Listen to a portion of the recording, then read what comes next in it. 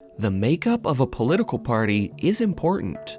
You want to have a broad coalition of different occupational and regional interests so you can empower a varied working class. Which is why it always catches my eye when somebody juxtaposes the 2008 House of Representatives map with the current one. The observation people usually make is that Democrats are losing touch with rural voters and are siding with rich suburban interests instead. While that potential shift is definitely important to explore, I don't know if the answer's quite so cut and dry. So today I wanted to look at a variety of forces that impact national coalitions to see what brought us here, namely the impact gerrymandering's had. Without further ado, let's get into it.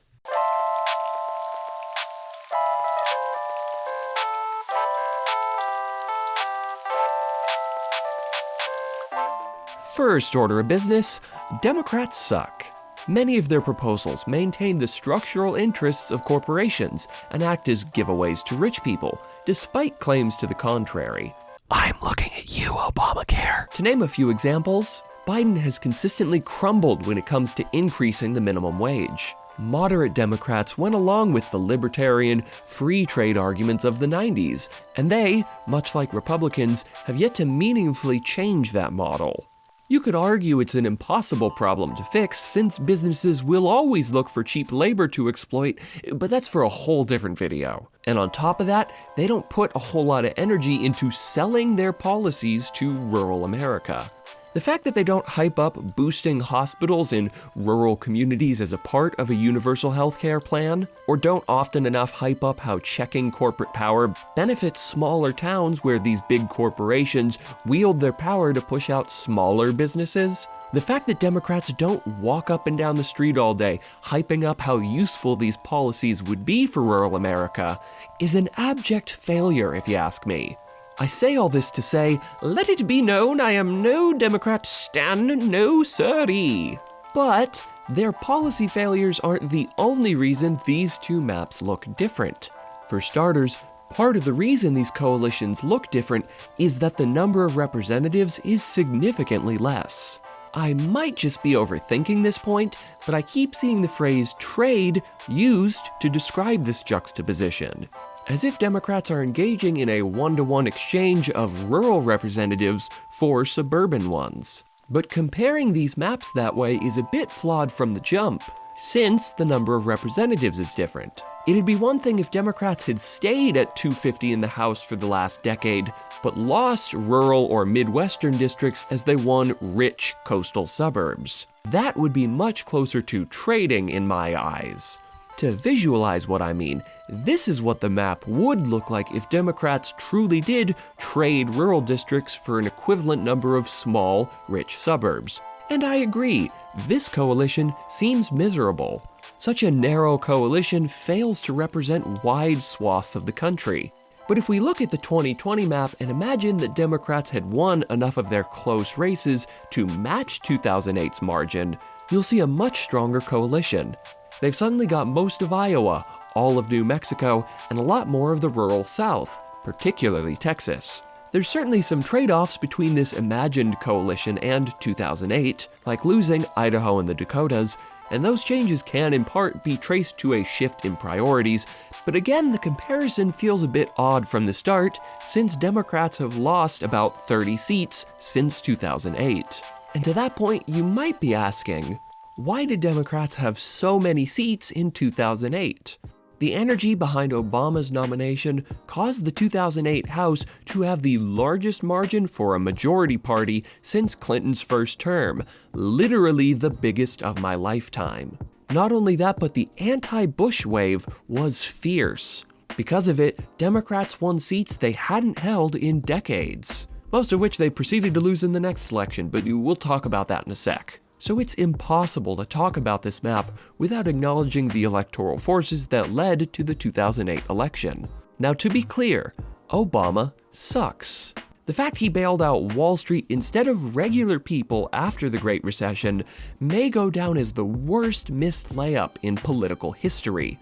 But to be fair to Democrats for a second, which is a thing I don't often like to do, I don't think they were bound to hold on to too many of these seats for long. Many were votes against a district's norm out of pure frustration with the Bush administration. So even if Obama was not a shit president, I get the sense the sugar high would have worn off and the margin would have dwindled away eventually. Speaking of Obama's sugar high, would somebody mind telling me what happened in the 2010 midterms?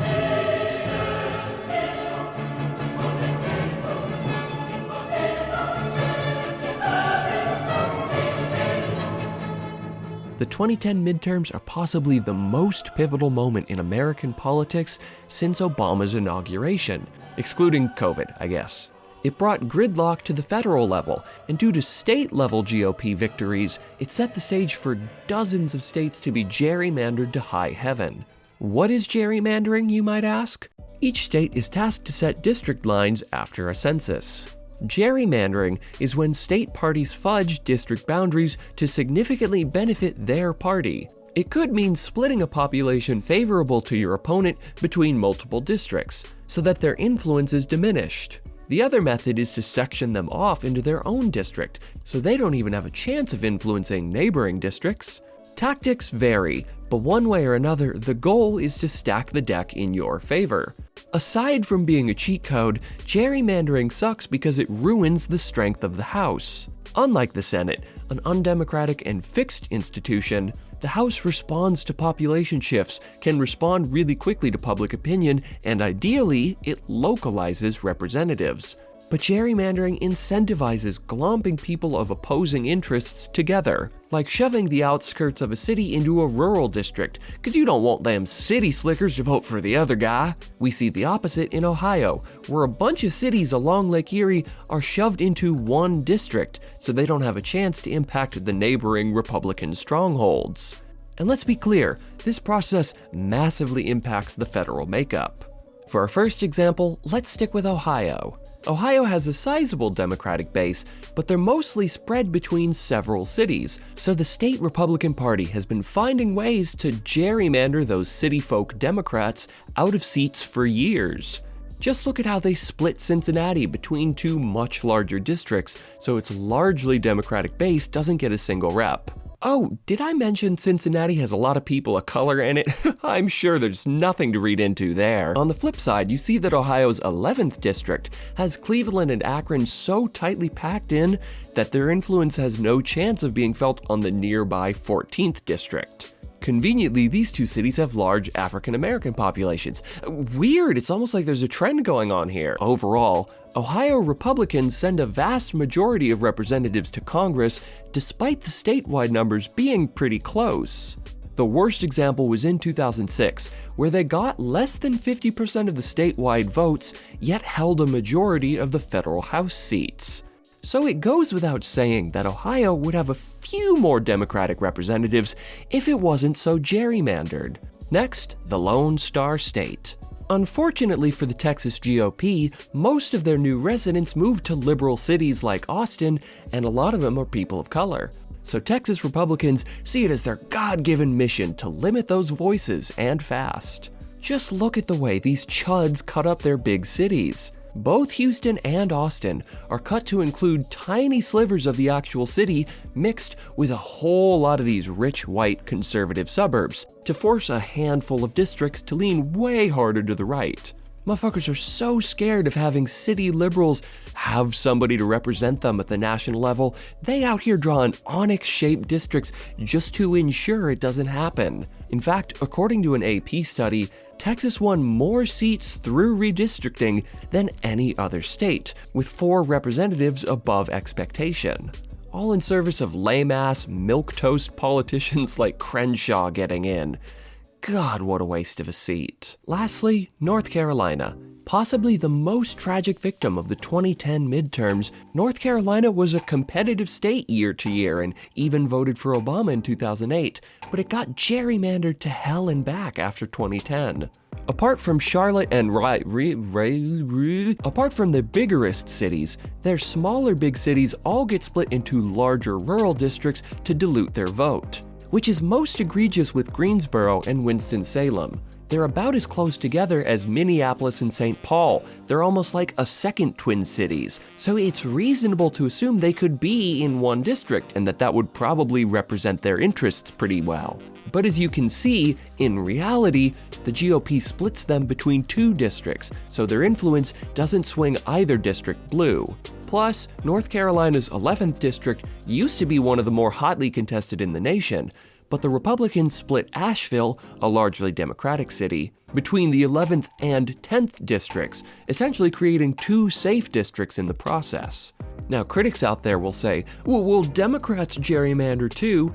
And that's right, it sucks when anyone does it. Let's abolish the whole practice, okay? But regardless of whether or not everyone does it, the reality is, according to this Azavea study, which compared the seats each party won to their statewide votes in 2016, Republicans gerrymander way more often. According to this study, Republicans had 5 states where redistricting led to multiple wins above expectation, as opposed to, get this, 0 states that gave multiple seats to Democrats.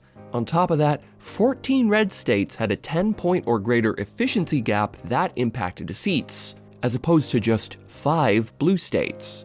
Overall, the Democrats' mere 7 seats above expectation are dwarfed by the Republicans' 25 seats above what the statewide votes should statistically lead to. Now, what did I mean when I said wins above expectations? I mean representatives should, in a just world, generally match statewide votes, and large deviations from that norm should be red flags. Like, California votes about 1/3 Republican, so it'd be a big deal to the GOP if they only got 5 representatives out of that. Now, obviously, that example's outlandish, especially considering California is statistically one of the fairest in the country. So let's use a real-world example to see how this model works, starting with Alabama. By the by, Democrats get about 1/3 of the statewide votes, so with 7 districts, you'd assume Dems would, statistically, get 2 or 3 reps in any given year.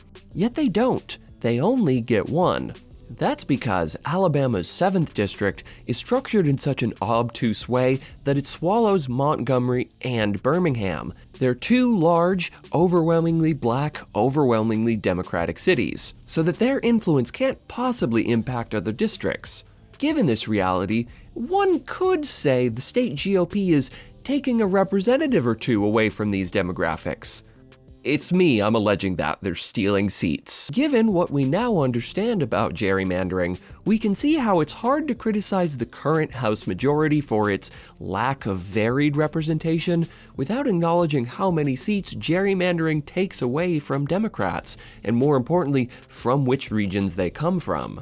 Like, if we assume for a sec that each gerrymandered seat above expectation would be a win for the opposing party, just look at what the current Democratic majority would look like. More representation for big cities in the South and Midwest, and a few more rural districts. The coalition would be much larger, diverse, and stronger if not for gerrymandering. Lastly, it's impossible to talk about the House makeup without mentioning voter suppression. The groups overrepresented in non-voters, young people, the poor, and people of color, tend to vote Democrat. According to this Pew Research study, those groups were 2 to 3 times overrepresented in the non-voter pool. The reasons they don't vote vary, but according to this 2020 study, the top reason people don't vote is because they're not registered. As such, it stands to reason that, whether intentional or not, laws that make registration or the act of voting harder disproportionately harm Democrats. And believe it or not, this harm has the potential to impact the federal House. For an example of exactly how, let's turn to Georgia. In 2018, then Secretary of State Brian Kemp removed over 100,000 voters from the registry for the crime of not voting enough. That's right, folks. 100,000 people were unregistered because they skipped a few elections. The claim was that not voting makes you a fraud target. Like, if somebody got a hold of the registry, they could check for folks that don't vote much and try to forge ballots in their name as opposed to the names of people who vote regularly. And I could see how that Weasley logic might convince some folks, if you viewed this act in a vacuum for some reason. But in the context of citizens not being notified of their unregistration in one of the strictest states on voting in the country, where the time to register is one of the shortest in the nation, and considering that a lot of folks decide day of to vote or who to vote for, it's hard to divorce this purge from its tangible effect of disenfranchising people, and that those folks are, statistically, more likely to vote blue. Now, where does this fit into the House makeup, you might ask? Well, it just so happens that about 5,900 of these voters lived in Georgia's 7th district, which people knew going into it was going to be a close race and ended up being decided by just 433 votes. If we assume said 5,900 folks voted at the same rate as their locational makeup suggests, the Republican lead shrinks to under 50 votes. Of course, that would have triggered endless recounts and audits, so the outcome flipping isn't anything near a guarantee. But the point is, the flimsy excuse to purge all these voters from the registry and the other host of strict rules on voter registration at the statewide level, including an incredibly early deadline, impacted this election in a tangible way, possibly swinging the outcome on their own, divorced from any campaign considerations. Bordeaux tried again and won in 2020, so while this election doesn't impact the 2020 map, it's an example of how, once again, the Democratic coalition is impacted by things outside their campaigns and their, failings as lawmakers. In general, though, I hope what's clear is that an assessment of the Democratic coalition isn't so easily summarized. There's a lot of complex, intersecting, compounding factors, some of which have to do with their shittiness, but a lot of which have to do with how their opponents set the rules of the game. So while we absolutely need to criticize Democrats when they don't live up to their promises, which is often, we also need to push for structural change so that Democrats, or at least a stronger, more representative of the people version of the Democratic Party, at least have the platform to make change happen. With all that out of the way, let's get to the conclusion.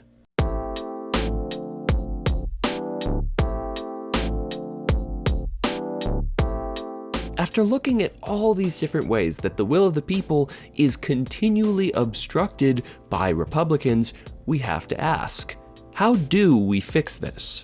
Some folks argue every redistricting process should be an equal, bipartisan affair, but that feels like it could also go against the will of the people. Like if a state votes 75% one direction, maybe the minority party shouldn't get an equal say, Along that line, some states like Missouri have plans to take districting out of a politician's hands, and I feel like that's approaching a decent solution, but it feels like they're going to great lengths to ignore the actual problem with gerrymandering, which is that districts, as a concept, lead to stacking the deck.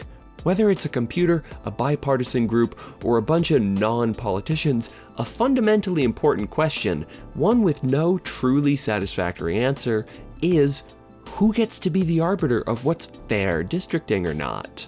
The fact that the difference between an 11-2 Republican majority and an 8-5 Democrat majority in North Carolina is whoever is drawing the maps tells me that the issue is not fairness in map making, but that map making as a concept pretty quickly leads to subversions of democracy.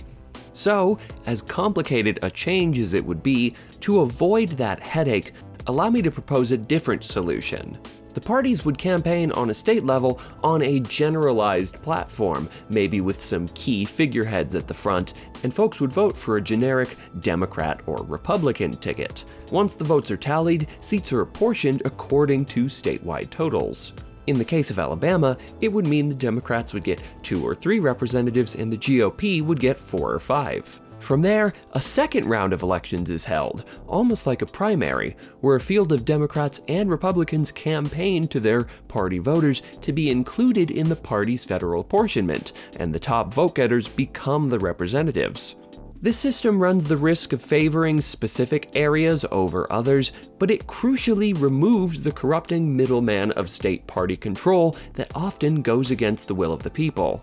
As I'm recording this, I'm not particularly sold on any solution. There's clearly flaws to each model, but while the perfect solution is undecided to me, what is clear is that this shit's gotta change. And while my weirdo, off-the-wall solutions are guaranteed to never happen, a tangible, real-world solution can be found in H.R. 1. Aside from other voting reforms, it puts significant blockades in front of gerrymandering, and in a bipartisan way. Like when Obama tried to renew pre-clearance for specific states, he gave conservatives an easy out to reject gerrymandering reform. But H.R. 1 requires every state to pass a variety of statistical models for its map to be accepted, so there's zero claim to reasonably made that it targets conservatives. Problem is, Republicans will literally never vote for a bill that limits their power, and the Biden administration seems unwilling to pressure Democratic senators who stand in the way of these crucial reforms. So I guess at this point, all I really have left to say is to those in a place to make change happen, the ball is in your hands, my friend, and the shot clock is ticking. Oh god, what a cheesy metaphor. What kind of a hack have I become? Anyway, thanks for watching, everyone. By the way, folks, I just started a Discord community. Yay! Be sure to check the links in the description to figure out how to join. Be sure to toss me a like and subscribe down below. But if you really want to help me out, you can join me over on Patreon. Patrons get access to exclusive behind-the-scenes content, like early versions of every video, and exclusive Patreon-only videos. Plus, if you join the Piley Benton's Biggest Boys tier, you get your name read off at the end of every video, which I am about to do once I pull up the names. Zoth, Sean Locke, Revo Pregame, Emily, Nillik Elites, Floof Pants, and Cameron Fordo. So if you want to hear your lovely name read off at the end of every video, be sure to join me on this specific tier. Thanks much, everyone, and I'll see you next time.